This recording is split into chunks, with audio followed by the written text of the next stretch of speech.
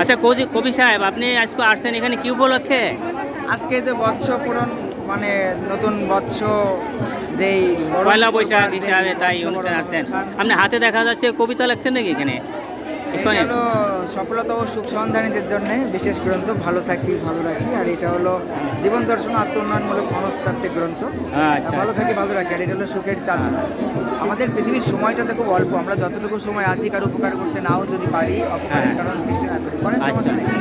হ্যাঁ, Jack Denver আমাদের এই যে আজকে বর্ষবরণ অনুষ্ঠান হচ্ছে, নতুন বছরকে বরণ করা হচ্ছে বিগত দিনকে পেছনে ফেলে এসে, কিন্তু আমাদের জীবনের নির্ধারিত সময় থেকে আরো একটি বছর যে অতীত হয়ে গেল, এটা কিন্তু আমরা অনেকেই চিন্তা করি। এই আনন্দ উৎসবে কেটে যাবে, আমরা এই আশা নিয়ে এখানে আসছি নাকি? হ্যাঁ, এটা এসছে, কিন্তু আমাদের পরকালীন সময়টাকে মনে রাখতে আমাদের হবে। বাংলাদেশে বাঙালি ঐতিহ্য আর কি।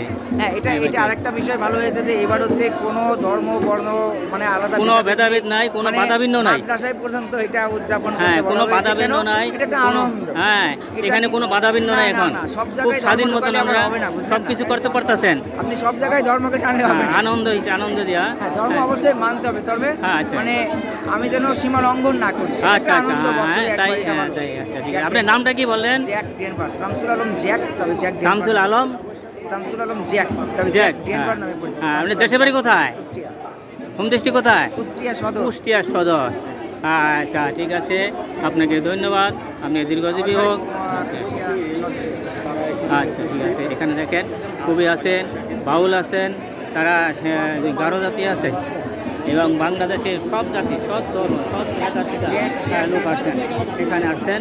তারা দেখেন এখানে আমাদের কবি সাহেবকে দেখছেন এবং কবি সাহেবের সাথে তারা সাক্ষাৎ করছেন, তারা কবিকে ভালোবাসেন। দেখেন